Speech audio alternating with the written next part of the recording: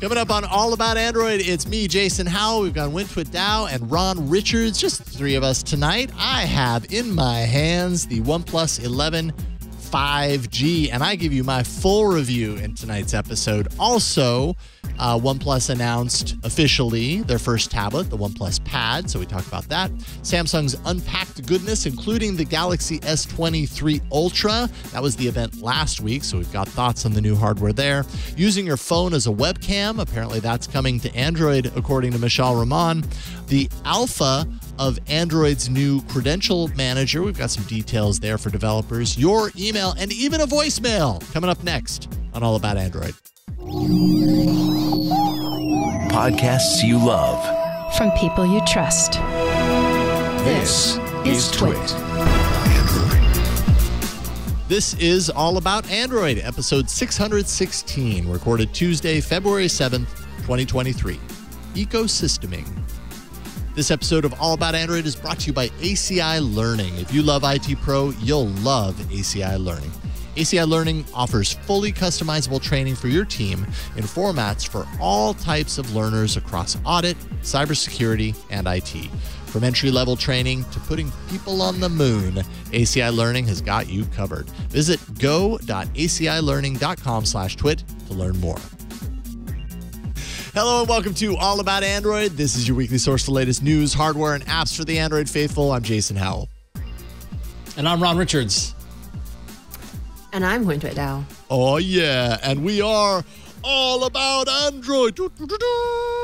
Coming together like an Android made of Voltron. That's Voltron right. running on Android. That's right. Yeah. Someday some awesome Voltron running Android. I think because they never really Voltron delved running into, Android. That's what it is. Yeah, I like they that. never really showed you what the operating system was, and it could be Android. You never know. So, but isn't Voltron made of people? Like, aren't they actually people? No, that's Soylent Green. That's I'm sure they're using Windows Mobile.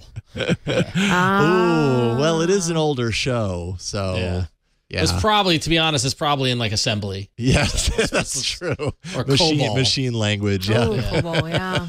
Yeah, there it is. You know, at one point in time, that was cutting edge, but what can you do? It's good to see you both. Good to be here Likewise. to talk Android. We got some big stuff in the docket today. It's very hardware focused today.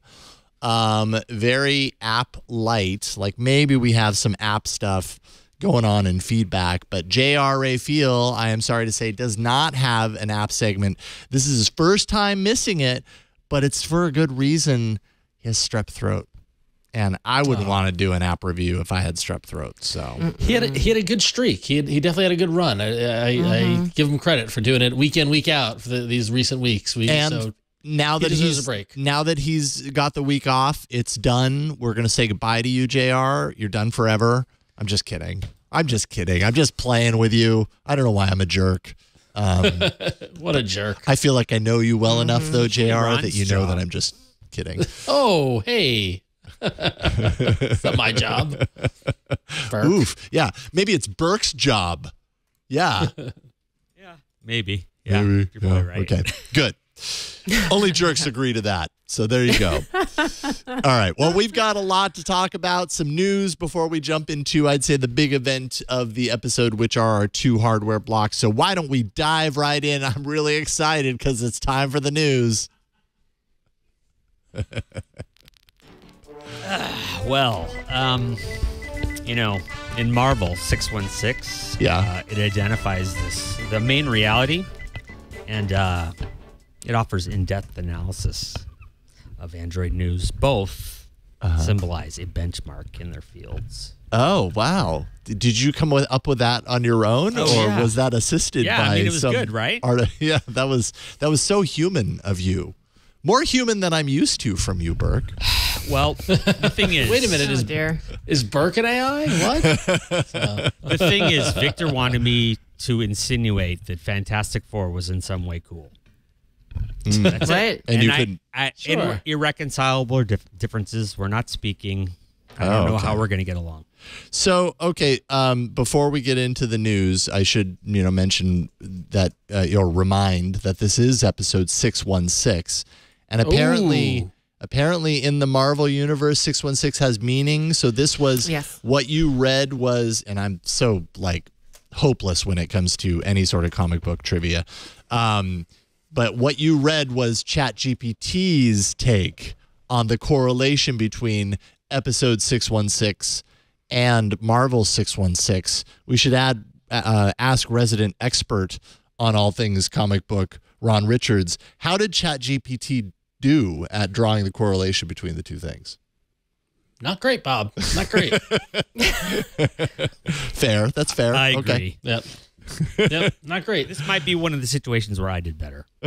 Where you could have beat the AI, Burke. Well, I sent to Burke. I asked ChatGPT to write a news bumper for All About Android about passwords. We're reserving that. That is a good one, I must say. And it said, I'll read it. The response was, "This is all about Android, and today we're talking passwords. With the growing number of online services and applications, managing and securing our passwords has never been more important, and that's why we're bringing you the latest updates on password management on Android, straight from the source, Google. So stay tuned for all the latest news on passwords and how to keep your information safe on your Android device." So stay tuned. Don't touch that dial. Which, to be honest, that's a lot better than the 616 nonsense that Burke just read a couple of minutes. Like that could be a tease for this show.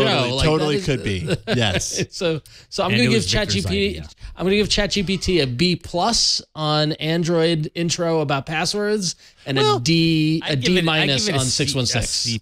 Okay. D- is fair. Can I reread this, Burke? Sure. Can I redo your news bumper for you? Absolutely. Okay. Wait. Roll the news bumper. I'll do that. I'll do this. We'll make you a believer. In Marvel, 616 identifies the main reality. On Twit's All About Android, episode 616 offers in-depth analysis of Android news. Both symbolize a benchmark in their fields. That's better. Yeah. Better. See? Delivery. It's the delivery, right? B-. We're going to work with you, Burke. We're going to work on this. We're going to put you through some courses. I think I got the delivery. I don't have the words. Okay. I don't know. I thought the words were okay. Okay, maybe not. I mean, at the end of the day, they don't make any sense, but you can make it sound like it kind of makes sense. I don't know. Isn't that a thing? Like 70% of what people respond to is how you say it. So yes, right. Jason just automatically gets points, and it doesn't matter. That's right. That benchmarks has nothing to do with this. Absolutely, you are right. You got to make up that extra 30%, Burke, and then we're good. Yeah, I'm working on it right now. Yeah, okay. How you deliver. That's how you get past poorly written copy by ChatGPT. So ChatGPT is about 50-50 right now with us and our results. Anywho, we actually have some news to talk about. So let's do that, starting with you, Win. Yeah, so this is exciting. This came up on the Android developers blog this week, and the Android team have released an alpha of a new API called the Credential Manager API. Now, this is not going to be actually that interesting for consumers for a long time, but basically the Credential Manager API is part of Jetpack, which is the family of Android libraries meant to kind of provide Android developers with opinionated and monitored Android practices to kind of make like the hard stuff easier. And what is super relevant to us here at AAA is that this new Credential Manager is a way of basically simplifying the myriad, the cornucopia of sign-in methods that we as mobile users on Android have, and trying to kind of unify them into one interface. And that interface will also include passkey support. So exactly. So we already talked about how, Google's getting the passkeys in there with, a little bit of Chrome, a little bit of Google Password Manager. And so now this is the alpha of passkeys coming to, the broader kind of Android ecosystem. It is alpha, so don't expect passkey support very, very soon. Yeah, to suddenly start appearing left, right, and center. Yeah, it's alpha, and a lot of, as an Android dev, alpha means, oh, that's nice, I'll look into it in like 6 months. Right. But, that exists. That's possible. That exists. But Great. there's absolutely no reason to rush. Yeah, absolutely none. But it is giving us kind of this idea that, kind of like we talked about a few months ago with the cross-device SDK where, there's a lot of Android APIs and a lot of like developer solutions for all kinds of stuff already, like Bluetooth connection and, like nearby kind of stuff. But what Google is trying to do is like, again, unify that to a simpler, kind of a simpler interface into like multiple like different avenues of connecting. This is very similar, but for sign-in. And as someone who's been on a team that had to struggle with sign-in and probably still does, I'm not on that team anymore. Good luck to them. This actually makes a lot of sense because, between password, username, between federated solutions, kind of like Google sign-in with biometrics and now with passkeys, it's really confusing. I know it's confusing for y'all as Android users. I know for me too. And for developers, it's honestly not that much better. So the idea of just generally the Credential Manager is pretty exciting. And again, the future, as many like companies like Apple and Microsoft and Google have said, is passkeys. So here's a little gateway and a little preview to what that might look like. And hopefully our authenticated lives in the future will be better. So yeah. Obviously, this is more of a developer story than a general user story. As a general user, what is the difference between what we're talking about here and like OAuth? Like when I open up an app and it says log in with your Google account and I just tap the thing and it lets me in that way. Because they're different things. How are they different? They're just different services, different ways of authenticating someone. So you can have like OAuth, like authentication. You could still have just like regular, like, username and password authentication. So they're just like different services, different methods of authenticating. And it kind of is up to the app itself, whether it supports OAuth, whether it supports biometrics, whether it supports passkeys. So there's just a lot of stuff. And I don't really know how OAuth might fit into the Credential Manager. Yeah. It might just be separate, or it might be something that can be taken into account. Usually when it comes to OAuth, as a developer, I've always had to like say, okay, well then you kick them out to the mobile web so that they can do like an OAuth kind of thing. I guess you can actually integrate it as well in the apps, but when I've worked with it, usually the simplest thing is to kick out to mobile web. So it's just like another avenue and another service that we can use. So actually, I guess for users, even with this API, you may still not automatically get like the magic of a beautiful, all-inclusive, no friction login because there are so many different services and ways of doing it. It really is dependent on, developer teams kind of trying to unify their user experience across all their different identification services. So, yeah. I mean, it's really this all really worries me because I feel like it needs to be dead simple for the average user, right? Yeah. And this, just hearing you talk about it, when it feels like it's going down the RCS path. Yeah. Where like the average user doesn't understand what the underlying technology of messaging is and why RCS is important, and this rollout is going to be so critical. And now I worry, but yeah. You should already be worried. And like, I think nice. At my previous team, and I think, like the thing is that a lot of, especially big developers have their own like identity services. So I used to work at Atlassian, and Atlassian has their own identity ecosystem that is tied into all of their different products, right? Because Atlassian had like a whole, like 3 or 4 different products.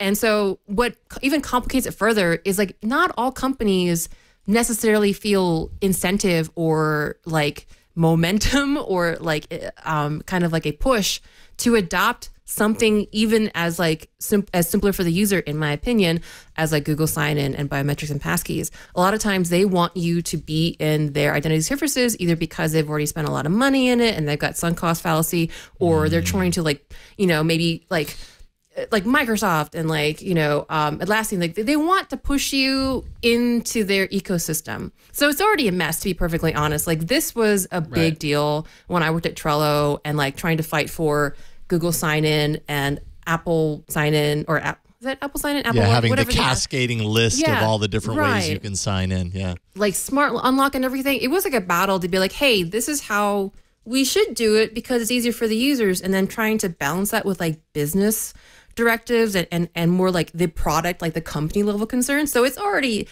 a poop show.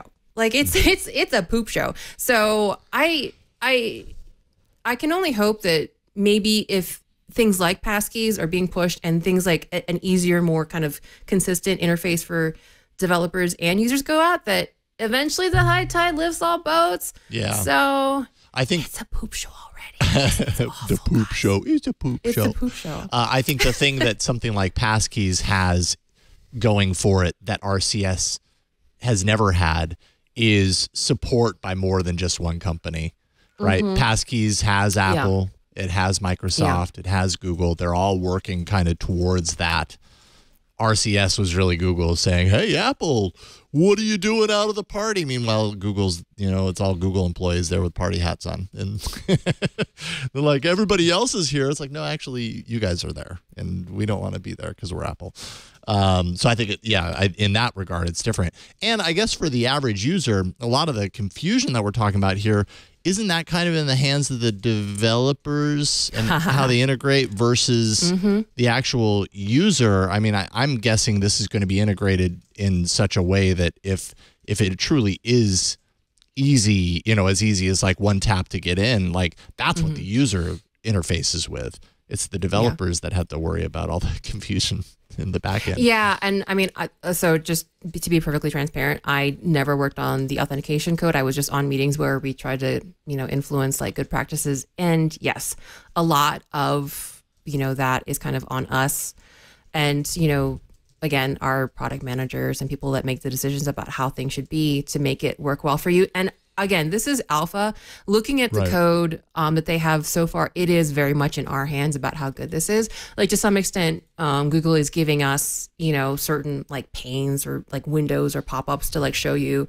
And we kind of kick out to, Google and their like, unified interface when appropriate. But a lot of like the flow and the direction of things is on us. So if, our product still wants us to kind of like say, hey, you should use like yada, yada, like identity services, they might still put that in front and then kind of just begrudgingly let you use Google things or passkeys depending. So yeah, it's on the developer.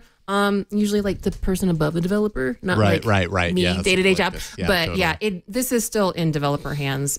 So I'm hopeful, but yeah, you're right. It's still, there's still someone probably above my pay grade making decisions that, we'll all, pay for. Or not. Yeah. Oh, that's so negative. We're all going to pay it for it. It could get better. It's just because our future is so out of our hands, and we're going to have to adapt to whatever nets out, and that's a scary feeling. Yeah. A lot of companies will follow these things, but I will tell you that sometimes you'd be surprised, like the kind of companies that don't prioritize this stuff, and it's frustrating. It's frustrating for the people that type the code too. So, I can imagine. Yeah, cross fingers. Cool. Better tools. Sometimes that helps. So yeah, fingers crossed. Let's hope. Yeah. Well, we're also crossing our fingers for webcams. Really? Oh yeah, webcams is so like the future. Yeah. The future is webcams. So yeah. Our pal Mishal, who couldn't be on the show this week, he spotted some code changes submitted to the AOSP that indicate that the OS may soon offer native support for turning the mobile device into a webcam for a PC, Mac, or Chromebook, which is crazy. A new quote-unquote device as webcam service is being added to Android, and an Android device should support the USB video class gadget mode in order for it to work. This could arrive in Android 14, though no confirmation on that yet. And actually, Michelle pointed out on Twitter that this has been possible before with third-party apps, but soon it looks like it's soon to be a native feature.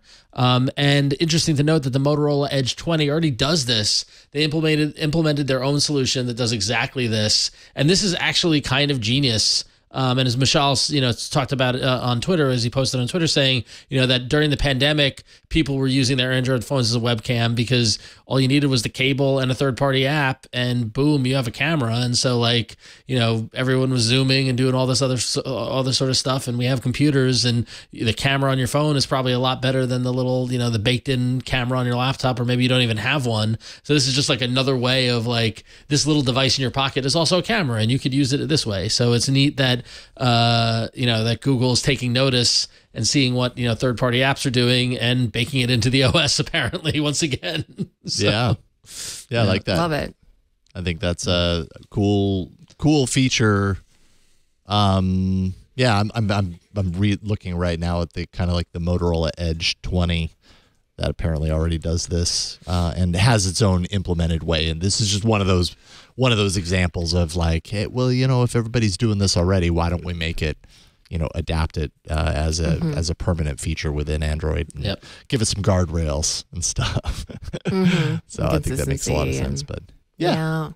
And it doesn't hurt that you can do this on the other side of the fence as well, right? Like, if you have an iPhone, you can do this with Google's, ecosystem. Their laptop, you can use your iPhone as a webcam, and there's always this push and pull between those companies as far as what they're all working towards. So.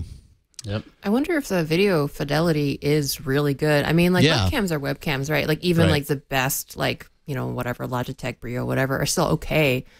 I wonder if if the video quality is able to be maintained as a as a UVC or whatever the acronym is for the particular USB video kind of controller. Sorry, yes, UVC. Okay. I wonder how the video fidelity is. Could you imagine how like awesome and crisp and like sexy everyone's like Zoom calls will be with all these if you have a flagship phone that does video well, it's going to be. If you've got the S23 Ultra, that's a tease. It's a tease. Then maybe it's going to be amazing. Although I'm kind of surprised if Google or if Samsung doesn't already have this as a feature of their integrated, stuff. Right. But it doesn't matter because it's coming to Android we'll see. Someday. Yeah. Somewhere down the line. I mean, could be 14, could be 15. I don't know. Who knows? It's starting to lay it out there. We'll see. It's still early. Exactly. Yep. All right. Well, let's take a break and thank the sponsor of this episode. And then we will get into 2 back-to-back blocks of hardware, the hardest of hardware, coming up next. But first, this episode of All About Android is brought to you by ACI Learning.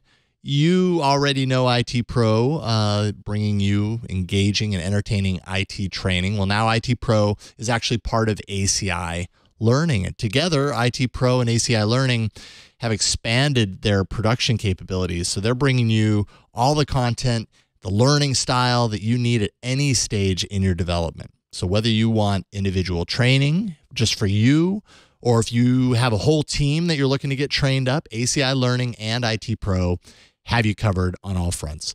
You can join over 227,000 members of the IT Pro learning community. You get access to 6,800, that's 6,800 hours of content and new content added every day. You get team training for CompTIA, Microsoft IT training, Cisco training, Linux training, Apple training, security, cloud, and that's not even all of it. You get a whole bunch more as well. One of the most widely recognized beginner certifications is the CompTIA A+. Now, CompTIA courses from IT Pro and ACI Learning make it super easy to level up your employees who actually have a vested interest in cybersecurity. So the most popular certifications offered by ACI Learning include CISSP, AWS, ISACA, and CCNA. And then you've got other in-demand tech skills and certifications courses offered as well. So technical support specialist, computer user support specialist, information security analyst. And that's just scratching the surface. Certifications show more than proving a skill set. They actually let your customers see that you're committed to keeping your organization up to date, right? Like that certification acts as proof. And ACI Learning and IT Pro are with you every step of the way in doing that. With an IT Pro business plan, ACI Learning offers fully customizable training for your team so you can track your team's results. You know exactly where they are. You're managing the number of seats and what's happening there, assigning and unassigning team members. You get those usage reports, monthly usage reports, seeing important metrics like logins, who's logging in, how long are they watching, what tracks have they completed, all that stuff and a whole lot more. You can easily manage those teams as well. You can, break out subsets of users and manage them, or full teams, and you can provide them customized assignments. You can monitor their progress as a whole, and then you get access to reporting on usage of the platform. And those assignments can be full courses. They can also be individual episodes within courses, so it's really flexible. Then you get full access to advanced reporting as well. All of this, helps you to understand exactly what's going on with your team, where they're at. You get immediate insight into your team's viewing patterns and progress over any period of time, and you get some really nice visual reports that point that out for you. Respected companies and government agencies around the globe turn to IT Pro and ACI Learning year after year, and that's to help them maintain their competitive edge, right? Supporting organizations across audit, IT, and cybersecurity readiness. Well, that's what ACI Learning is all about. It keeps you and your team at the top of your game. From entry-level training to putting people on the moon, ACI Learning has got you covered. Maintain your company's competitive edge with ACI Learning, and all you got to remember is to visit go.acilearning.com/twit. That's go.acilearning.com/twit. And for those of you looking to start today with a standard or premium individual IT Pro membership, make sure and use TWIT30. Use that code. You'll get 30% off. Awesome stuff. So we thank ACI Learning for their support of the studio and, of course, everything that we do here at TWIT. We, in many ways, could not do it without you in this year, 2023. So thank you, ACI Learning. Thank you, IT Pro. And y'all should just check it out for yourself. Go.acilearning.com/twit. TWIT30 is the code.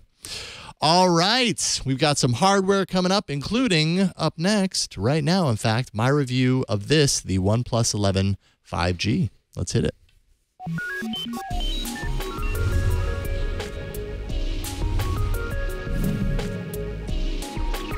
So much hardware this week, Jason. So much hardware. That looks pretty. Can't keep it all together. Yeah, so this is the OnePlus 11 5G. OnePlus had their official announcement and kind of, embargo release immediately following the announcement earlier this morning. So, if you were online and you care about smartphones, you probably saw that suddenly many reviews hit the web today on the OnePlus 11 5G. You'll notice right off the top there is no Pro in the name. It's not like a OnePlus 11 Pro or anything like that. This time around, it is just the OnePlus 11 5G. So you don't have these different kind of variations around the design. So I'm going to do with this review what I've been doing lately. Kind of works for me. Kind of the good, the fine, which is kind of like the indifferent or the, whatever. And then the bad, because there are certain things that fall into each category, usually with every phone, definitely with the OnePlus 11 5G in my time with it. So I've had this phone now for a few weeks. I've been using it as my daily driver. I got my SIM loaded in it, a Mint, basically a T-Mobile SIM loaded in it. And the first thing to know about this phone is this is the first OnePlus phone to launch with 5G support on all major U.S. carriers. So if you're looking for a phone that supports all those 5G variations, you can do that now right at launch. I think you could do that with the previous model, like the 10T. Eventually got that as an update later. But this is the first one that kind of launches with it. The trick, though, is that this phone isn't available in carrier stores, which I find kind of interesting because OnePlus was starting to kind of become visible in carrier stores, T-Mobile especially. And now you're not going to be able to walk into a carrier store here in the U.S. and find the OnePlus 11 5G.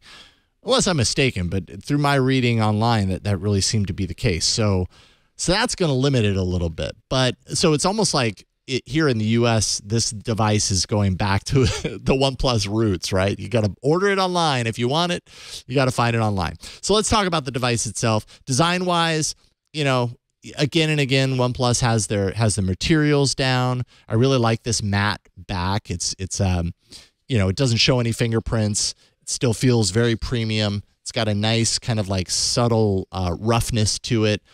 In some ways, I guess it's kind of like a softer version of the backing that was on the OnePlus One, if you remember way back when it had that kind of tacky back material. But anyways, one big kind of standout is this circular camera protrusion, right? It doesn't come out too far, but it's definitely an eye catcher. You either love it or you hate it, I think. You know, some people see this and they're like, oh my God, that's really ugly. And other people like it because it's different, right? It stands out.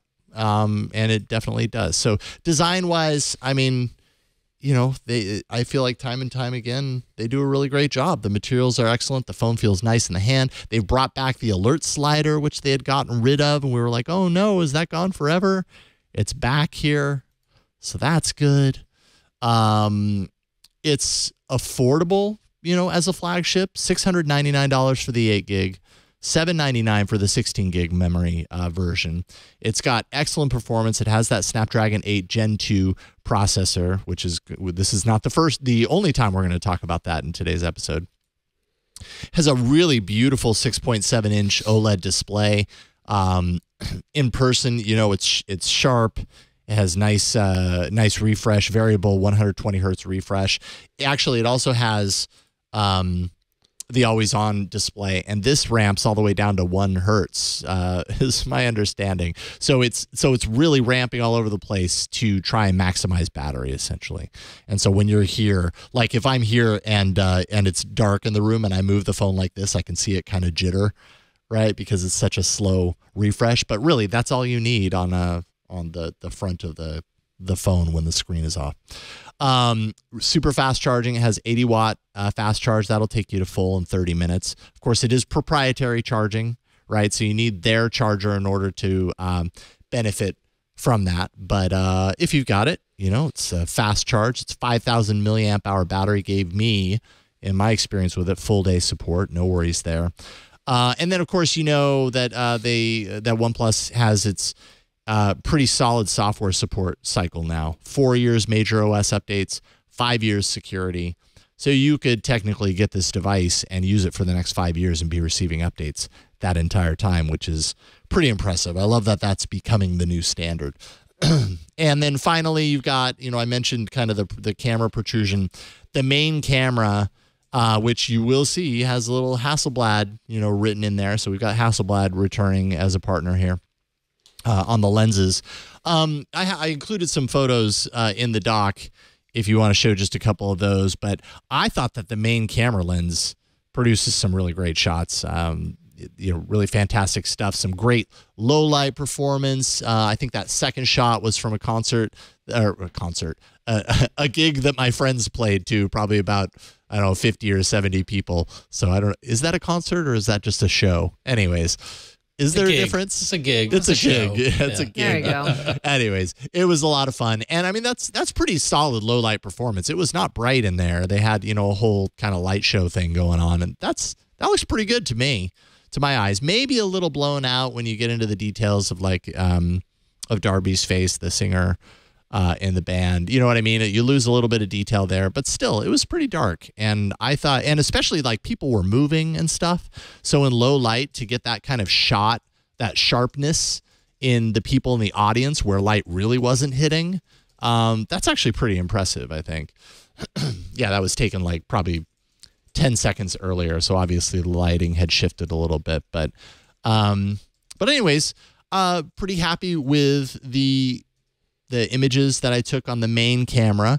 The wide angle also, I think that's the front facing camera. So that's okay. I mean, it's kind of a flat view, but main camera on the back, wide angle, solid.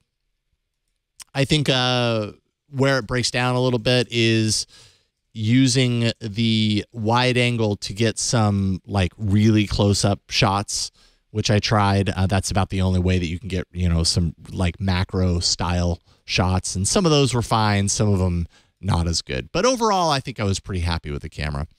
And actually, if you skip forward a couple of shots, you'll see the old Twit cottage. I was walking the neighborhood and I was like, oh, there's where Twit started. That's the house right there. So I was like, oh, it's a little Twit history. So that's the good. The fine is it's IP64, which is great. It's better than nothing, right? That protects against dust and water spray. No question about it. Not on par, though, with a lot of other competitors in the flagship space that are offering IP68. That's usually what you're used to hearing, and that's dust and water immersion protection. So spray, this is protected. Immersion, not protected at all. So keep that in mind. Like I said earlier, the big circular bump is going to turn some people off. It's going to be a selling point for other people. So, and I'm kind of mixed on it. Like I think it's unique, but it doesn't like upset me in any way. But I'm also not like, that's an amazing look. It's fine. And then Oxygen OS 12, which could probably also be referred to as Color OS, which is Oppo's UI, is total. Oh, and Shelf. I hate Shelf, so I never activate it. But it's as bubbly as ever. I think it's fine. Like, it's kind of a minimalistic approach, but it's not totally out of the way. And it doesn't offend me. I know that it offends some people. Like, true OnePlus fans hate this like Color OS era of Oxygen OS. It doesn't offend me, but it's also, not my favorite in the world. It can be a little, I don't know, painted and bubbly at times. So what about the bad? I have had, including right before the show started, I've had significant mobile internet issues, like connectivity issues, to the point to where I've had to restart this phone almost every day at least once. And what happens, and I'm not entirely certain whether it's my SIM, which is Mint Mobile, as I mentioned. By the way, Mint is a sponsor, but that has nothing to do with what I'm talking about here. Although maybe it does, I don't know. But just so you know. But I've not had that issue in other phones, but I do in this phone. When I've got my Mint Mobile SIM in here, it will just, at random times throughout the day, I'll look and I'll realize like, oh, things aren't updating, like when I'm not connected to Wi-Fi. And then I look at it and my mobile connectivity is completely blank. And the only way I can get it back on is to power cycle. I've even turned off the mobile internet in settings and then turned it back on, and that didn't fix it. I had to power cycle. I had some random Bluetooth oddities too, and where it was like connected, but it said it was connected in settings, but it clearly was not connected because nothing was happening. It's like, what is going on? And so it's really hard for me to know exactly what's at fault there, because I did read other people's reviews, and I saw some people allude to some connectivity issues, but not really go into too much deep detail the way I'm talking about here. And I mean, for me, I hate to say it, but it's kind of at the point to where like I'm kind of looking forward to being done with a review so I can put my SIM back into my Pixel, because it's just like I missed a really important message from my daughter a couple of days ago. And, so she spent a half an hour thinking that I wasn't responding to her. Meanwhile, I didn't get it because I didn't know my phone had completely gone off the internet. And so things like that are, like for me, that's a deal breaker. Hard to know whether the phone itself is to blame or if it's my SIM. But like I said, it doesn't do that in other phones. So there you have it.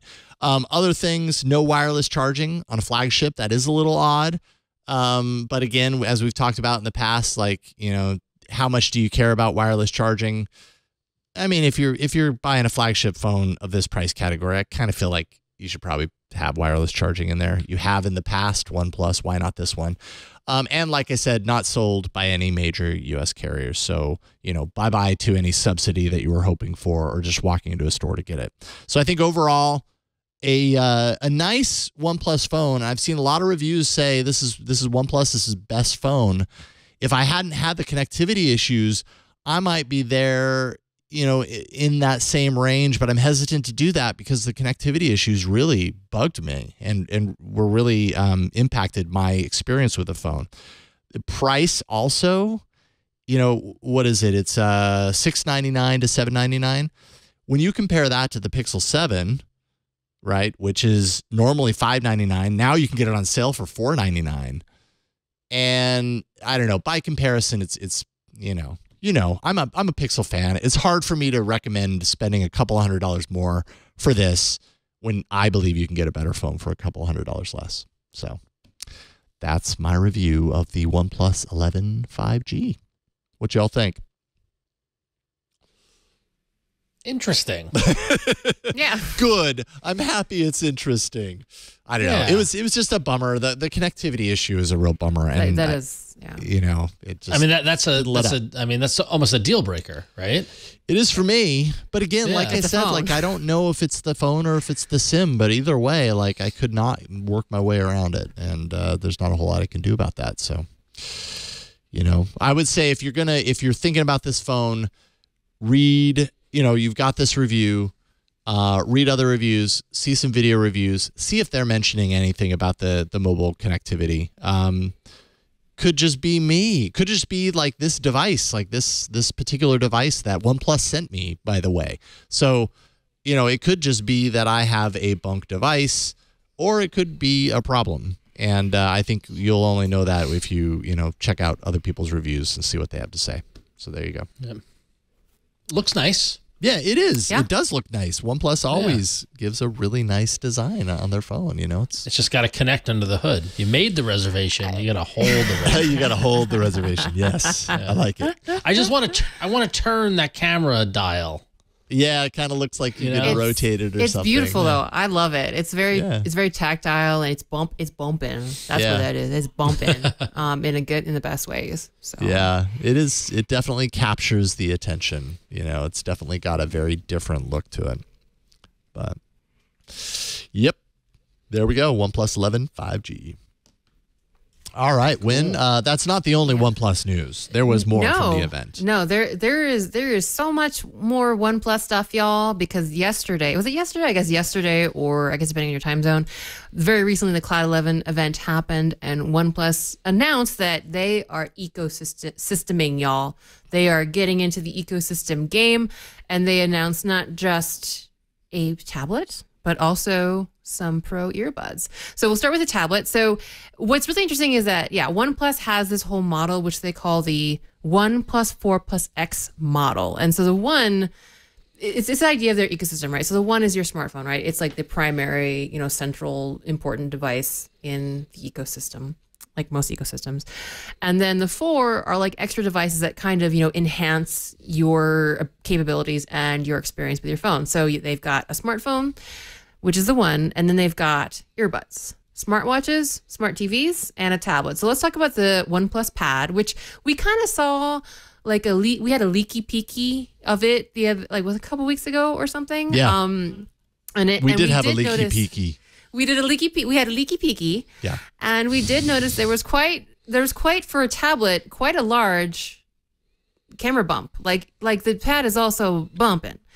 So what you have it has that kind of circular design quality to it. Even though it's a single lens, it is, it's large. But it's definitely, for a tablet, it's eye-catching. Yeah. It definitely is. So you've got this machined aluminum alloy design, and what is shown is a lovely halo green.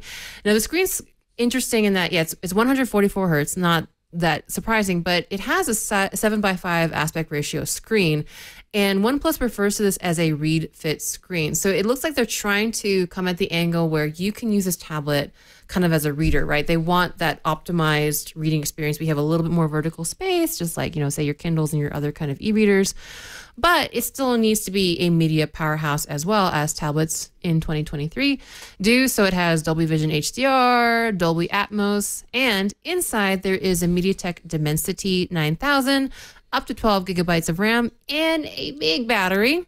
This battery that the OnePlus Pad will be rocking is 9,510 milliamps. So they claim 14 and a half hours of video watching. And to charge up this battery, you've got a 67 watt, you've got up to 67 watt charging, and they claim full charge in 80 minutes. And, they're also coming at it from a productivity angle. So you've got this magnetic keyboard, you've got stylus support. So there's your OnePlus Pad, one of the OnePlus 4 Plus X. I don't know what the X is in OnePlus One's. It may be X factor, right? Like the cool factor. That's future proofing. Extreme. Who knows what that is? It's for the future. Yeah. Extreme ecosystem. Yeah. Speaking of which, so we talked about 1/4 of that 4 that enhances, that OnePlus 11. So if you didn't have enough Pro Bud options with your AirPod Pro 2s and your Samsung Buds 2 Pro and your Pixel Buds Pro, OnePlus says, wait, there's more, because they have also announced the OnePlus Buds Pro 2. I could not get the various,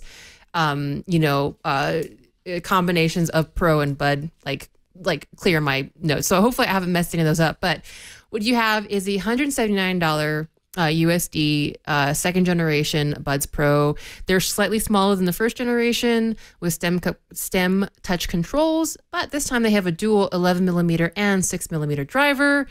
And they've got this whole like spatial audio thing, which, by the way, is only available if you're using the Buds Pro 2 with the OnePlus 11. And yeah, so that sort of thing too. Yeah, there you go. Ecosystem. It's like Pixel, right? The little kind of exclusive. If you kind of lock into all of our different little features, you get to unlock the secret, I don't know, Easter egg or special features, which is spatial audio.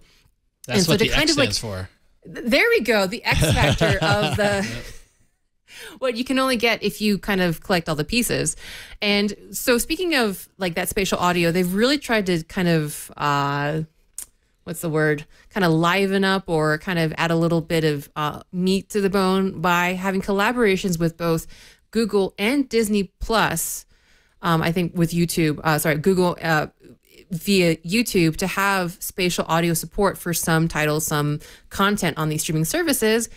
And on top of that, they actually got Hans Zimmer to create a special composition to kind of highlight the spatial audio features. So if you're a Hans Zimmer fan, which I mean, I guess if you're a movie fan, are you a Hans Zimmer fan by default?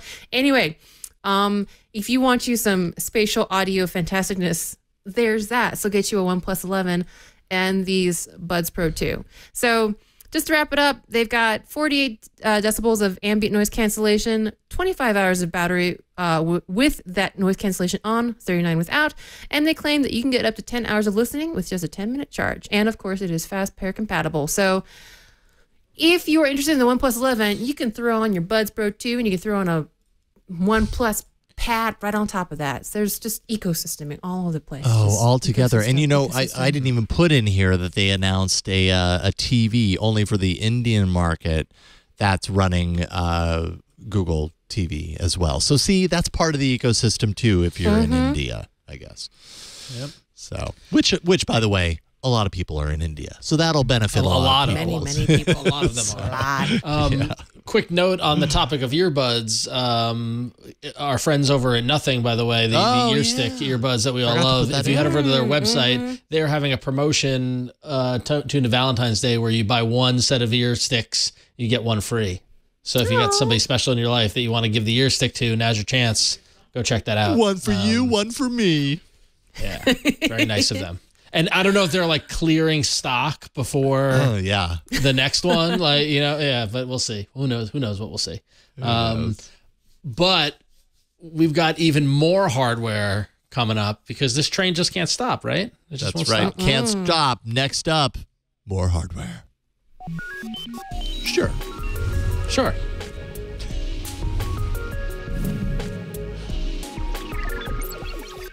I love a good bumper. I love a good bumper. So bumping. We bumping tonight. So Jason, how was Samsung Unpacked last week? Did you have a good time?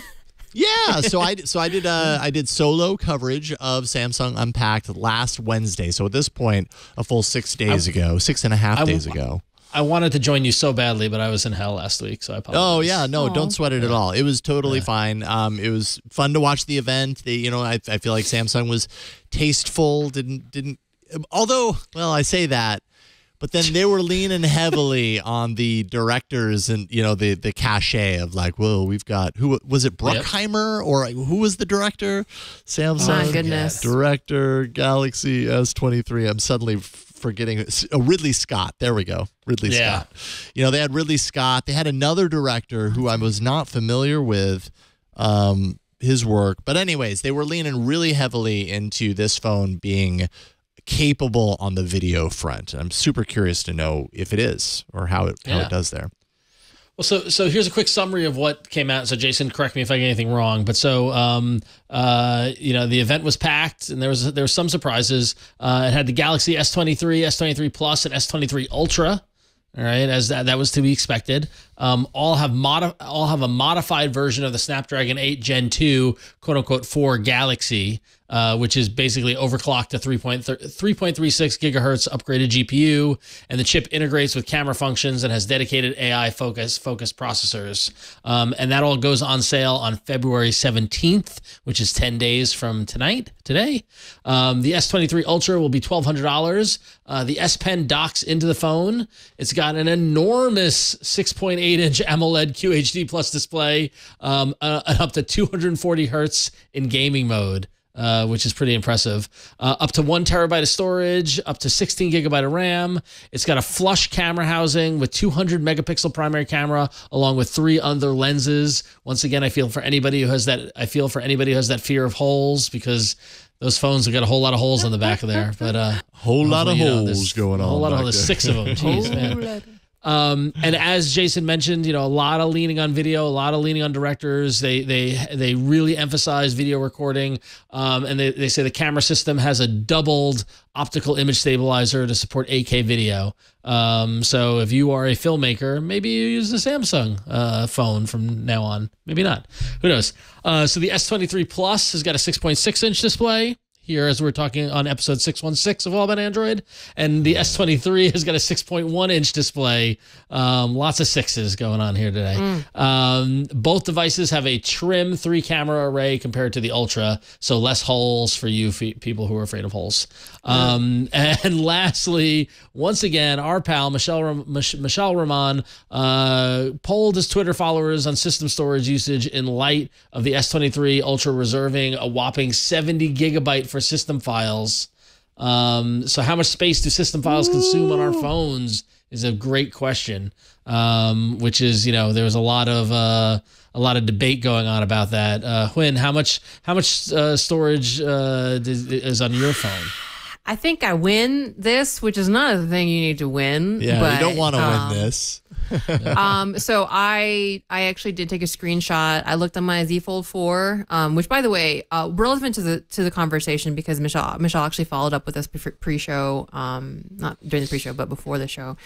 So I, drum roll, have 119 gigabytes of system storage. System storage.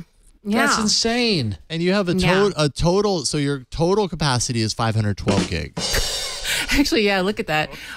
Yeah. So oh, sure, it could be a drum roll. Sure, why not? Yeah. Wow. Do you?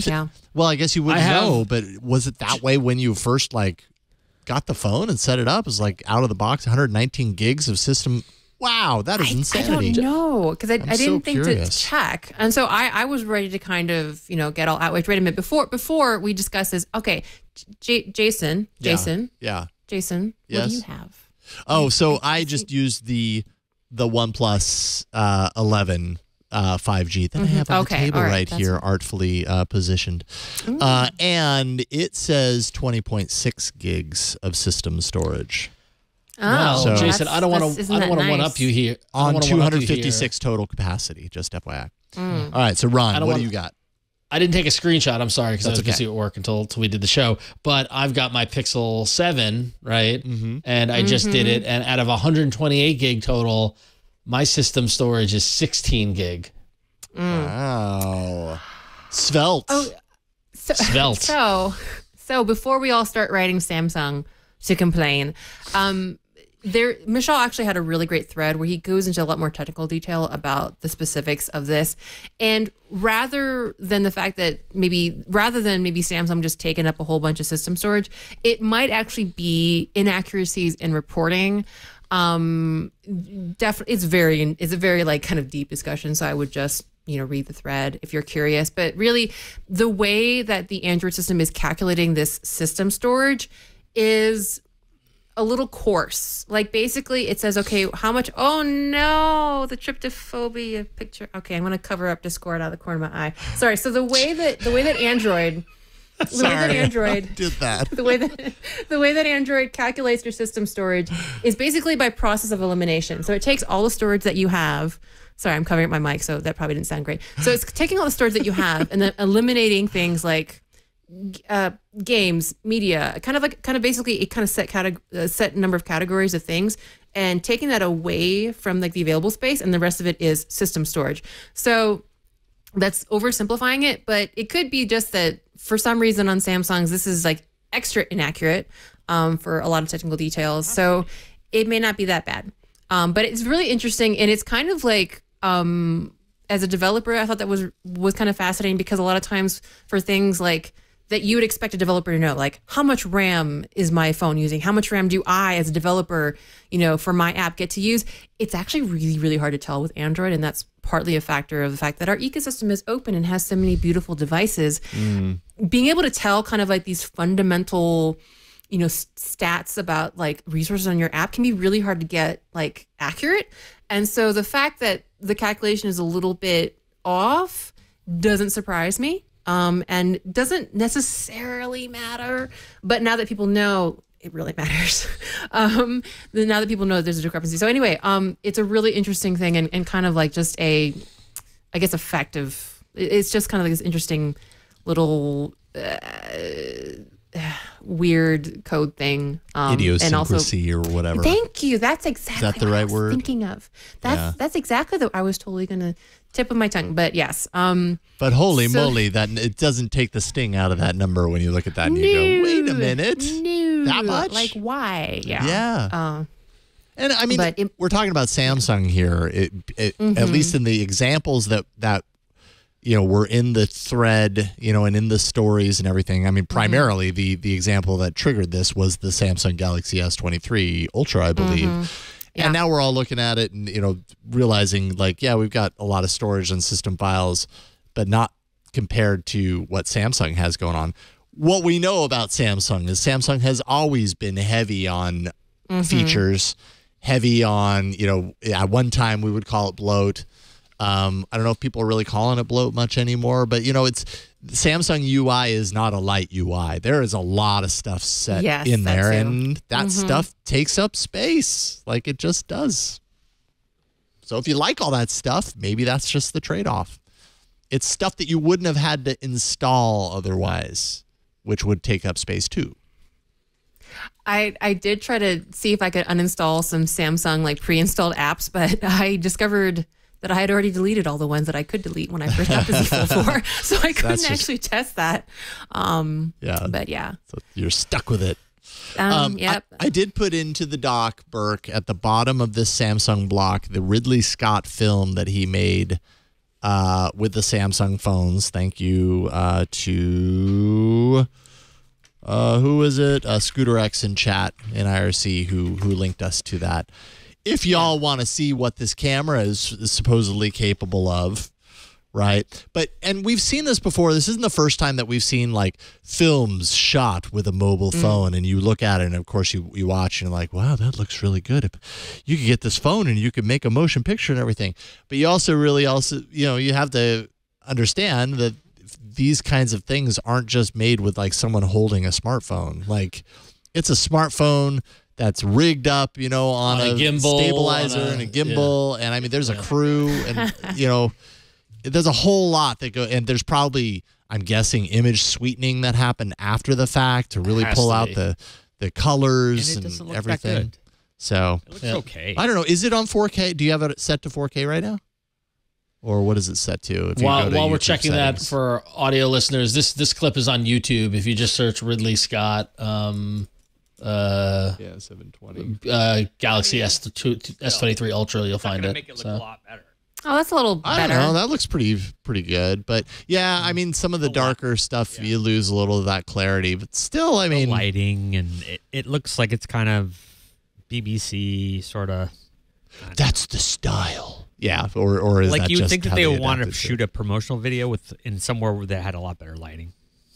Yeah. Or I don't know. It's moody. Looks okay. It's moody. Not fantastic. Yeah. Anyways, I think that iPhone has really for the longest time been very superior in many ways when it comes to recorded video. And and I would say that my experience with Samsung's Ultra devices the past 3 to 4 years has been that those are the devices that I get the best video out of. So Samsung's onto something. They continue to improve their video, and I think it's right up there with what an Apple iPhone can do.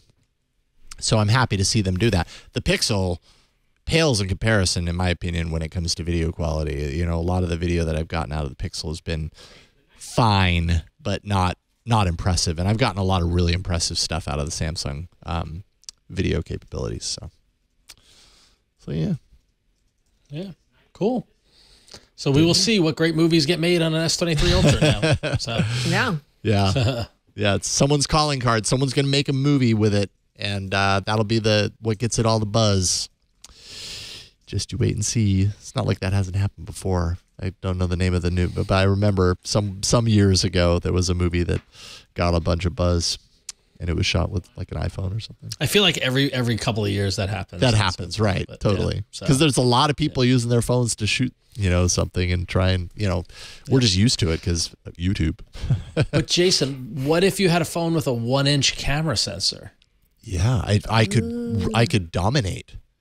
Do you think so? I could make a movie that's even better than Ridley Scott could make. And what would you use to do that? Maybe the Vivo X90 Pro. I don't know. Just throwing that out there as a random, pull it out of the air. Or maybe it's not random. Maybe Vivo had an announcement that the X90 Pro is coming to more markets. This was first actually announced for the Chinese market. Now getting an international release, though international does not necessarily mean the U.S. It's not getting a U.S. release, but in other places you'll be able to find it. It does actually have something in common with the OnePlus 11 if you look at it, right? You see the OnePlus 11, you got the big circular camera, and sure enough, boom, there you go. There's the Vivo with its own, the Vivo X90 Pro with its own circular camera bump. Similar, but still a little different. Uses the hyped, at this point, Sony 1-inch 50-megapixel IMX 989 sensor. Vivo says it has excellent low-light capability. And then aside from the cameras, it has 6.78-inch 1260p OLED display.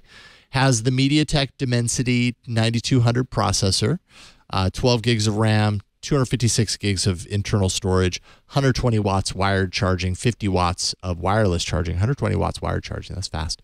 And then price for the Pro, when you convert it out, I mean, this is not like an, this phone's going to be, give you a bunch for cheap. It's not the OnePlus model 1174 when you convert. So this is top of the line premium, smartphone.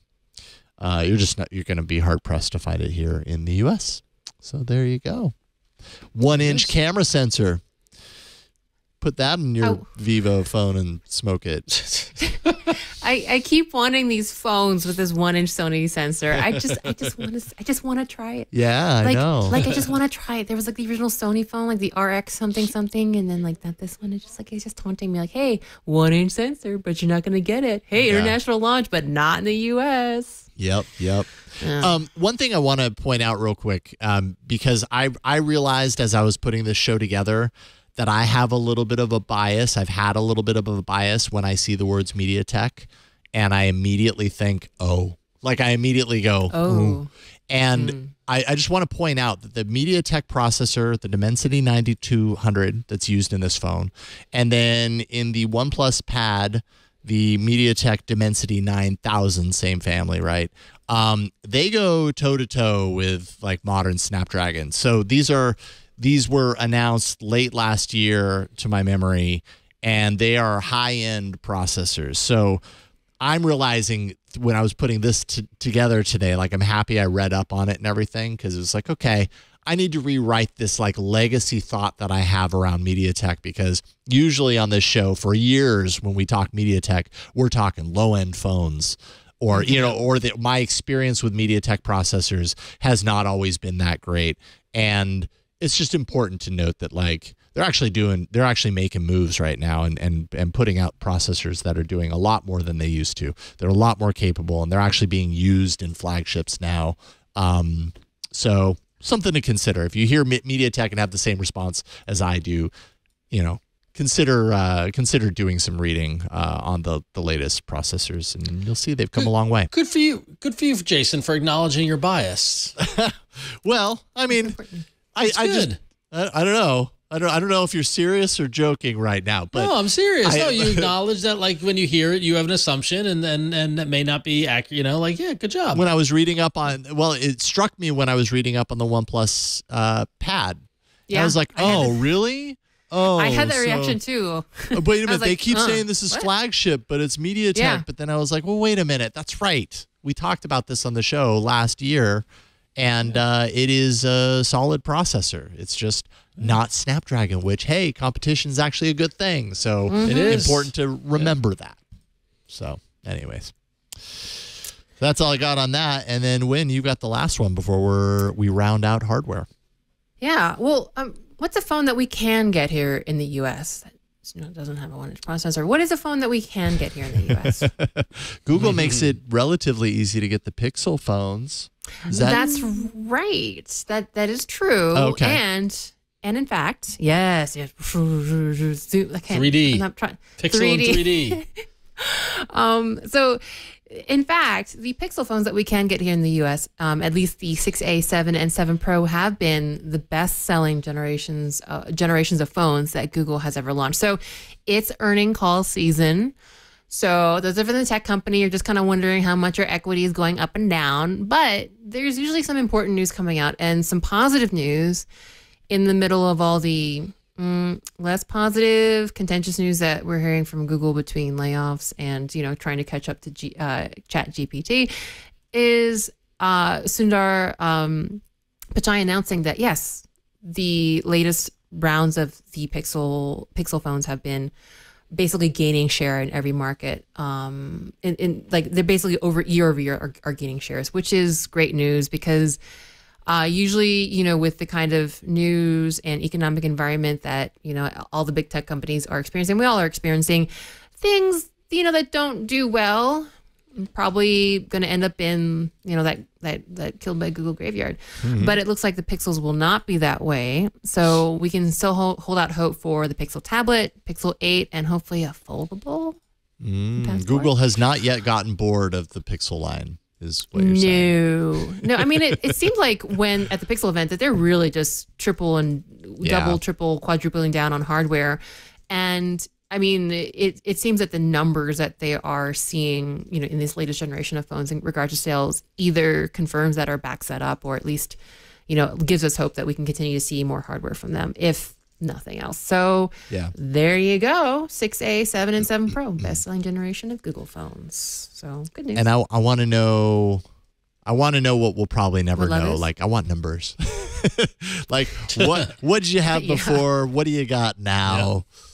It's real easy to talk in percentages. It is and things like that. But what are the real numbers? If you sold even one more phone this time around than the last one, then you could say, we've outsold, you know what I mean? Like, I'm not saying that Google's doing that. I trust that they're telling the truth when they say this, but I want to know by what degree. Because I mean, the overall sales of Pixel phones, by and large, to date, are still a pretty small number by comparison. But I mean, at the same time, like, we talk about Pixel on this show a lot because we like the Pixel, and we think Google's doing, at least I can speak for myself, I think Google's doing a lot of things right.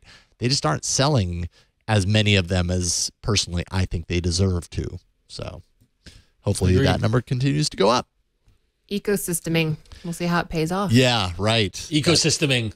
Ecosystematizing, systeming. I like systeming. Like extra. We need the extra syllable. I know. How can we broaden out the syllabic impact of that sentence? All right. Well, up next, we've got some email and even a voicemail. AAA at twit.tv, 347-SHOW-AAA. I say 347-SHOW-AAA so often, and yet we rarely get calls, except this guy, Mel, who got the call, who heard that and said, hey, I'll give you a call. Check it out. So, guys, I know you put out a call that you want to use your Google Voice number, so you're getting a Google Voice number from my Google Voice number. It's Mel from the Midwest. Great show. A little bit long, but always worth listening to. The short question is, I have a Google 6A. I don't love it, but I like it. It's working fine. It seems to be getting better. And I have a Fossil hybrid smartwatch, which I really never loved, but never had the energy to get rid of, and did not want to waste the money. So I never buy new products, because that in multiple different venues, because the first thing is not always the best.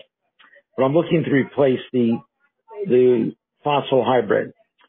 Galaxy Watch 4 seems good, but is there a significant disadvantage since I do not have a Samsung product to use it with? My other choice was a TicWatch Pro 3, which I've seen some really good reviews of. I'm really primarily looking at getting messages on my wrist. I don't have to look at my phone when I'm doing stuff. Obviously telling time, weather, routine stuff. I'm not a fitness buff, so I'm not really wild about that jazz. Sleep tracking might be nice. My Fossil used to last a whole 2 weeks. Now it's down to 1 week. So at some point, I'm going to have to get it. I don't really want to charge every night. Let me know what you think. Great show, and keep on trucking. We will keep on trucking. Thank you, and you keep on trucking too, Mel. Yeah, so if you're getting the Galaxy Watch 4, you're right. There are some features that are tied only to the scenario where you have the watch and a Samsung phone. And it kind of sounds like what you're talking about, some of the things that you do and do not care about kind of fall into that feature set, right? What you're talking about is pretty basic stuff. You want notification triage, you want the time, maybe you want to make a call, maybe. I didn't even hear you say that. But, you know, I'm thinking like basic kind of uses of what the smartphone does outside of fitness tracking, which is where things get more complicated, and a lot of watches try and differentiate themselves based on the kind of the fitness features. So what you don't get if you have a Galaxy Watch 4 and you don't have a Samsung phone, you don't get the ECG reading, you don't get the blood pressure monitoring. So those are things that maybe you wouldn't care about. They're a little bit more fitnessy. Remote smartphone camera control. Didn't really hear anything in what you're talking about that says that you want that. That seems like a feature that's nice to have, but not a total reason why you buy a smartwatch. Samsung's AR emoji watch faces. Yeah, forget about it. You don't need that. So Galaxy Watch 4 might actually be a pretty solid choice. Plus, it's a Samsung watch, and I mean, I feel like their wearables are pretty bang on for the most part. But we've also had a lot of people on this network and on this show specifically talk about the TicWatches in recent months, right? Like I feel like the TicWatch is this theme that keeps on coming back month after month. Someone comes on and they're like, oh, I love my TicWatch Pro 3. So you could probably save some money going with the TicWatch Pro 3. I can't speak from firsthand experience as far as that watch is concerned, but like I said, we've had a lot of people on that have liked it. So I think either of those is probably a solid choice. I'm almost thinking that maybe the TicWatch is the more is the one to go with perhaps more over the Galaxy Watch 4. You'll save some money, I think, if you do the TicWatch Pro 3, and it'll probably do all the same things that the Galaxy Watch would do. You know, kind of your limited use case. I think it would be fine. And much better battery life, reportedly. Exactly. Yes, that's what I was just kind of scrambling to try and figure out, because I remember that was one of the kind of selling points. And if you want a longer battery, I think you get that more so from the TicWatch than you do the Galaxy Watch 4. It has the dual screen, says Burke, not in the microphone. But anyways, yeah, and I'm looking right now, TicWatch Pro 3 online. Mobvoi TicWatch from Mobvoi right now on sale, $200. Normally $300. It's on sale right now for $200. So now would be a good time. You'll save yourself $100. You'll save yourself 33%. So there you go. How do you like that for math? So I hope that's helpful, Mel. thanks for calling in and leaving a voicemail. We really appreciate it. It keeps our our Google Voice account active. Keeps it alive. Yep. Keeps it alive. Exactly. Thank you for saving us. Yes. All right. We got a long one coming up here for the second email of the evening. Josh writes in and says, since Ron gave me the no location glare the last time I sent an email, I figured I'll tell you I'm from Steve Martin's favorite town, Terre Haute, Indiana. And don't worry, Ron, I'm joking about the glare. Oh, thank God. I'm glad he's joking. Thanks, Josh. All right, so Josh goes on further to say, but in All About Android 6.15, the Red Shirts Are Coming episode, which was last week's episode, you mentioned Just Recipe as a way to get the recipe from any blog or web page. There's also an Android app that will help you do that called Paprika Recipe Manager 3, though I would also recommend getting the Windows version that Hindsight Labs makes. They also have a Mac and iOS versions. Pay for the PC Mac version because it not only is supporting your devs, but the features for this little ecosystem are amazing. Since you can link the recipe database from apps to the Mac and PC versions, the PC version has a built-in Chrome browser that you can copy the URL for a recipe in, and then you can use the app to put all the information into a recipe card. You can even scale up and down the number of servings, and needed ingredients follow suit. Nice. That's amazing. That's very cool. That's magic. You can pick a number of recipes and it'll help you create a shopping list to make sure you don't leave the store with too little of any ingredient. Even better, you can categorize the recipes and even tell the app what you have in the pantry right now. Granted, now the Windows app is about $30, but since the developer is handling the cloud part of the app, to me, the price makes sense. Though in the past, if you purchased an older version and then upgraded to a new version, they did offer a discount on the upgrade. And then he says the Sorted Food Sidekick app has a lot of these features as well, and they have a food channel on YouTube for several years, along with podcasts and even live stream shows. I don't have the Sidekick app, but I've watched the YouTube channel for the last few years. Both of these apps can help us all with wasting less food by overbuying or never knowing what we need to make when we need to make something when we get to the store, or knowing what you have at home while in the store. And Josh, these are awesome. I think these are awesome recommendations. I love food. I love cooking. Clearly, you like food and cooking way more than I do, because this is a lot of thought and effort into what goes into it. I have heard of Paprika in the past. It's really powerful. The scaling of servings is such a key thing with that, because, you're cooking for 2, you're cooking for 6. It all changes, and that math is hard. So that's really, really cool. And yeah, it's just great to, spread the awareness, cooking is a joy. If me and Josh can share with you, and you can, use one of these apps to help enhance your cooking, then we've made a step in the right direction. So thank you, Josh. Nice. Team cooking. There it is. So love it. That said, I like Just the Recipe because it's just dead simple. I just find a recipe, boom, I hit it, and that's all I need. I don't have time to do all this other work. 10 years ago, you'd have the time, but yeah. I'm going to get Sorted Food. I really appreciate this recommendation, Josh, because my husband, Josh, and I have been cooking a lot and then working with a nutritionist, so I can't help but see this is going to be super valuable. Also, just looking really quickly, what's really awesome is that the app looks well-designed per platform. The Android app looks like an Android app. The iOS app looks like an iOS app, and that's it. That's saying a lot. That is so hard to find. Yeah. So, from a dev, I'm excited to download it and use it. Hey, and wow, 4.9 on the Play Store. That's really hard to do. 100,000 plus downloads.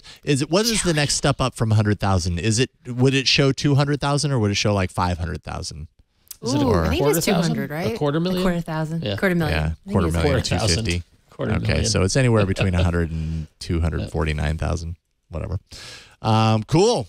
Yeah, definitely. I feel like somewhere in the annals of All About Android, we have talked about Paprika at one point or another. I don't know if we brought it into the arena or whatever, but it was really familiar.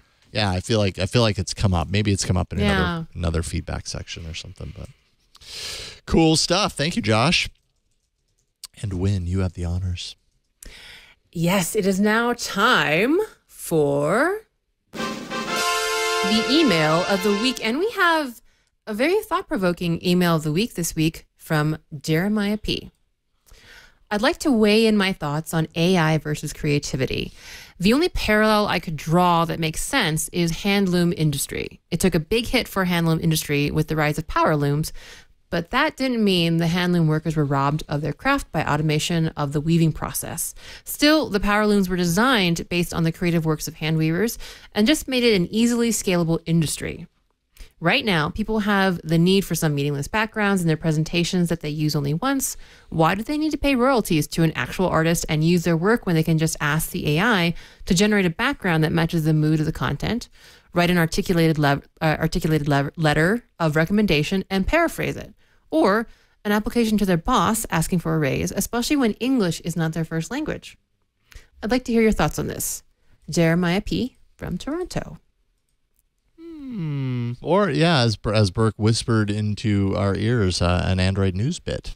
I mean, you know, why write it yourself when you can have an AI do it? I don't know. I mean, this resonates with me and how I feel about AI right now, at least AI as we're seeing it in these tools, these creative kind of avenues and stuff, is it doesn't, I'm not fearful of AI coming along and rendering artists or musicians or authors or whatever like out of a job and useless, because like, you know, throughout history, technology has come along that has done things that makes things that used to be, you know, used to require a lot more work or a certain skill set or whatever. Technology has come to make that easier or to change how that is done. And sure, there are probably examples of that eliminating the thing entirely, but I just don't see that happening with creativity. Creativity is something that is inherently a human quality. I mean, it's just part of humanity is to be creative. And you know, so I just see these, like, I guess the way that I think about it is like Photoshop was a tool that when it first came on the scene, you remember everybody freaking out like, oh, so now you're going to copy everything. Photocopier is another thing. Oh, so you can photocopy books. So books are going to go away. Like no one's going to buy books anymore because there's photocopiers. It all like works itself out. It becomes a tool that enables other things that didn't exist prior to it. And we will broaden our skill set and we will become different types of authors or different types of artists or different types of musicians or whatever. I don't think that it replaces, but I could be wrong. But some of the issues around it though is that the path, you know, the path of progress is laid with good intentions, right? And the fact that we've already seen AI art generators like Lensa, you know, to name one specifically that was super popular like last month when everybody was doing it. Like I have lots of friends who are artists. I have lots of friends who are, you know, that are both, you know, comic book artists, but then also do a lot of fine art. Yeah, have posted lots of artists live and thrive online, which means they put a lot of, you know, JPEGs and stuff like that of their artwork out there with the hopes that people back them through patronage or by buying pieces or getting commissions or things like that. And there have been numerous examples of AI-based artwork that is using existing artist artwork to feed the AI mind to the point where the AI generated artwork still has the signature of the artist because the AI wasn't smart enough to realize it was the signature, right? So Jason, I agree with you that like it's going to become another tool in the toolbox. It's going to be another way to generate stuff, but we got to get through this messy part first. Yeah, it's super messy right now. I don't disagree with you at all. I don't think that the way it's set up right now is perfect. I think you're absolutely right. Like the way it's pulling, there has to be some way, and you actually put this link in here, stable attribution stableattribution.com. There has to be a way to attribute. There has to be, like we were talking about this on Tech News Weekly last week, and this is so far afield from Android, but that's okay. I'm loving it. Is that we need some form of right to be forgotten when it comes to AI. Like, you know what I mean? Like, if I as an artist truly don't want my art to be part of a set, like I should have the ability to say no. And how does that? And we're at the beginning stages of all this, so those systems, those you know, that mechanism to do that hasn't been created yet, and it's going to be messy until we get there. But I think we'll get there. Yeah, so I basically feel the way that y'all do. I mean, I feel like AI, even though it's scary and it feels a little more out of control, is not much different than photography. You know, being, you know, like the leap from painting and, you know, other kind of more manual ways of creating an image to photography, to television, to film, to the internet itself. And as you said, Ron, it gets messy. I mean, the internet itself, at times is just rife with, stealing of content, stealing of IP. It's so easy just to copy a JPEG, send it to someone else. And so artists have had to battle that, still. I mean, it's still an issue when someone steals your work and they don't credit you, like losing revenue, losing credit. So, and yeah, we're not there yet either with just the simple idea of someone stealing art and being able to, get attribution and get, whatever, value that person has put out, back to them in those kind of cases. And I mean, I do agree. I think AI is probably going to be the same way. And to kind of, I guess, give some maybe points of hope. So I guess to be transparent, I have a very good friend that works at Stability AI.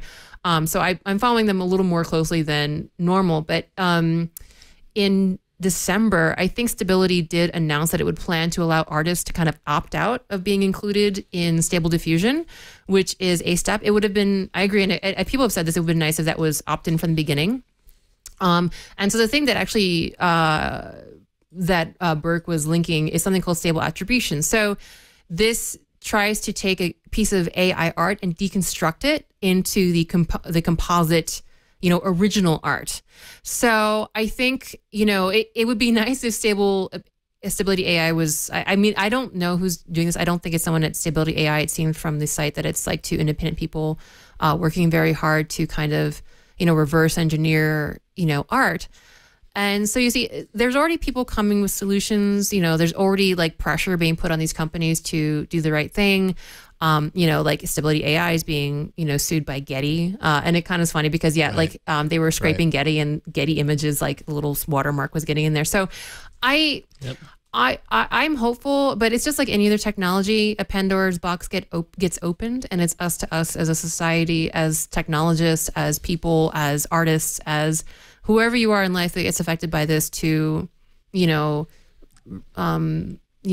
awareness, do the work that you can, and be, and drive conscientious guardrails and, fixing of any kind of loopholes and situations that might, hurt the original artist. So it's messy, but I think overall I agree.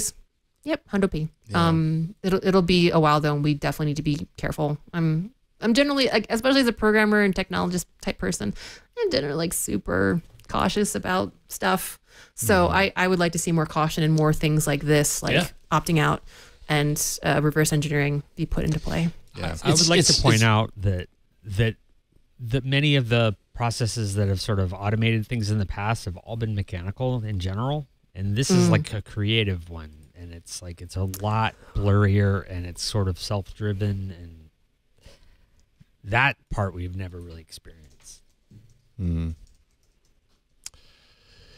Yep. Well, it's messy, no doubt about it. I feel like Ron, I feel like you were going to say something. Yeah, I was just going to say that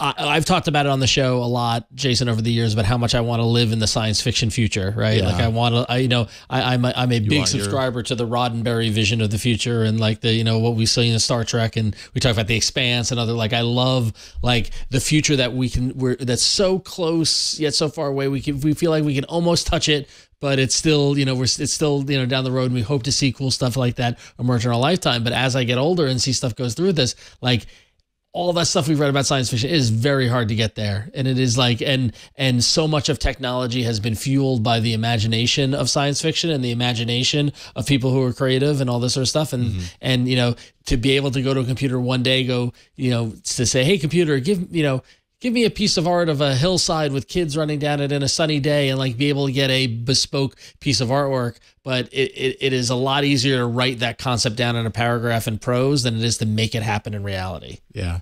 So but I'm all for people trying, and just to win, to your point, just do it ethically. That's right. That's the challenge. At the end of the day, there are humans that will be impacted by these tools, and I by no means want to like disregard that fact either. Like I recognize why people are very intimidated and in some ways scared of this technology. I totally get it. Yep. I also don't know how you stop it from happening, you know? Like, right. No, you can't. I don't think you do. I don't think you can. Genie's out of the bottle. So anyone who's sitting to the side saying, no, this can't happen, these tools cannot exist, like, nope, I just don't know that. Yeah, I don't think that's possible. I don't think you put that genie back in the bottle. So how do you live ignorant. with it?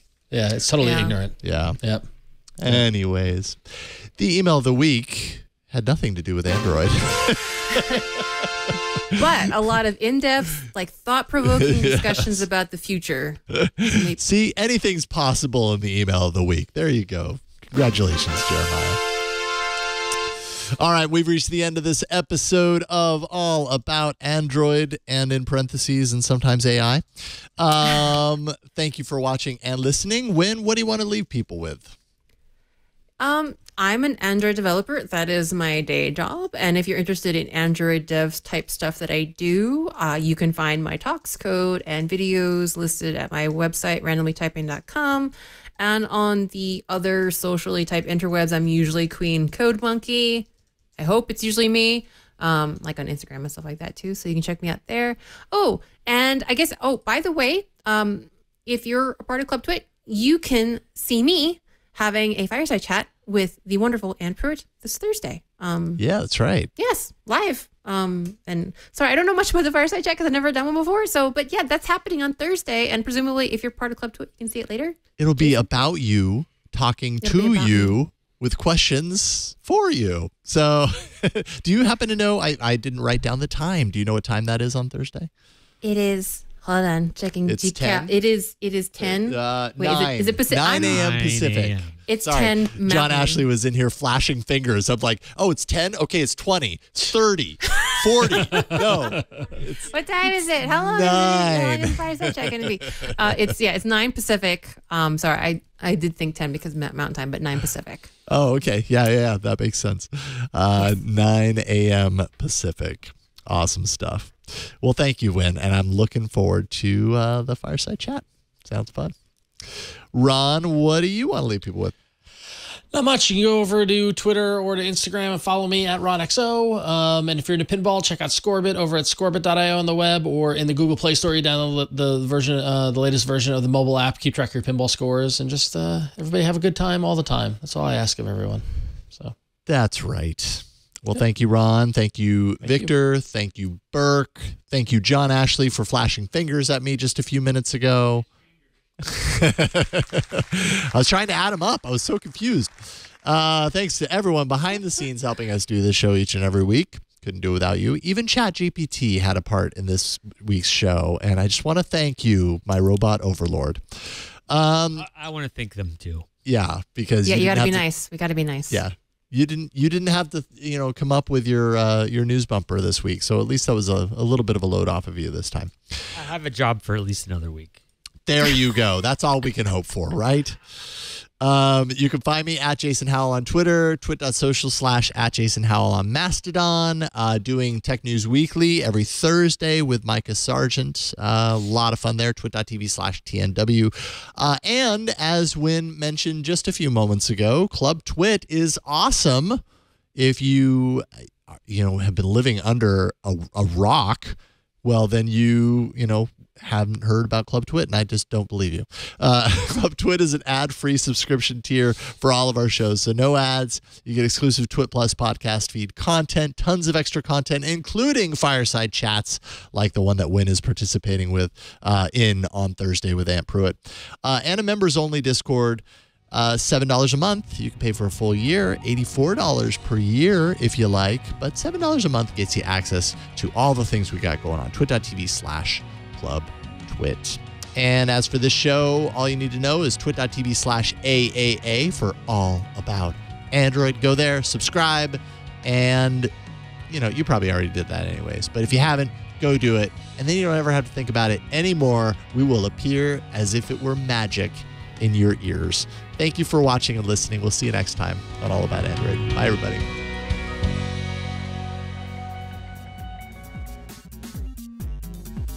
Hey, what's going on, everybody? I am Aunt Pruitt, and I am the host of Hands-On Photography here on Twit TV. I know you got yourself a fancy smartphone, you got yourself a fancy camera, but your pictures are still lacking. Can't quite figure out what the heck shutter speed means? watch my show. I got you covered. Want to know more about just the ISO and exposure triangle in general? Yeah, I got you covered. Or if you got all of that down, you want to get into lighting, making things look better by changing the lights around you. I got you covered on that too. So check us out each and every Thursday here on the network. Go to twit.tv/hop and subscribe today. Android.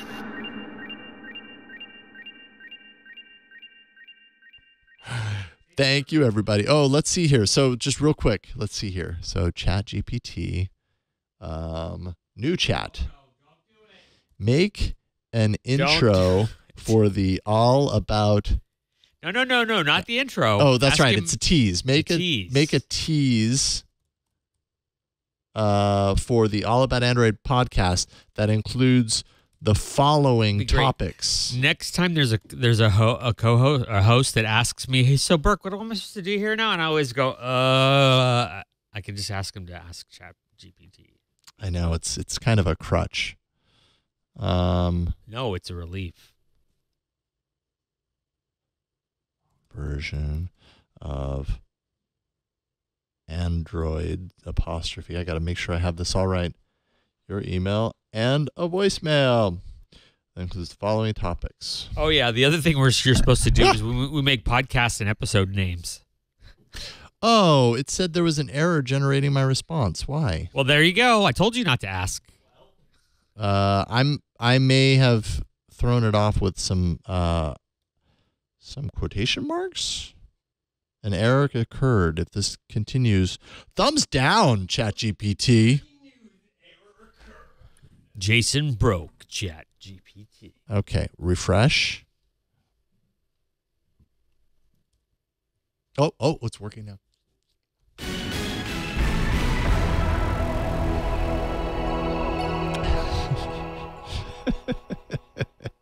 Still broke, or is that a laugh of entertainment? I mean, it's creating something that's usable. Read it. Tune in to the latest episode of All About Android for a jam-packed show. Boy, do we have a jam-packed show. We've got the scoop on the brand new OnePlus 11 5G, the scoop being that it's in my hands, and the exciting announcement of the OnePlus Pad. Plus, we'll be breaking down all the details from Samsung's Unpacked event and the highly anticipated Galaxy S23 Ultra. And that's not all, folks. Get ready to transform your phone into a webcam and take control of your digital identity with the alpha version of Android's new Credential Manager. And don't forget to listen for listener emails and voicemails. It's all about Android, so don't miss it. That was actually pretty damn solid. That was a laugh of nervousness at how good it was. That was not bad. I mean, I had to put in some flourishes in there, but that was. I hope so, because that would be really creepy if it knew all that already. From like, oh yeah, it's watching this show. I mean, yeah, it did a pretty good job. That's pretty impressive. Bookmark.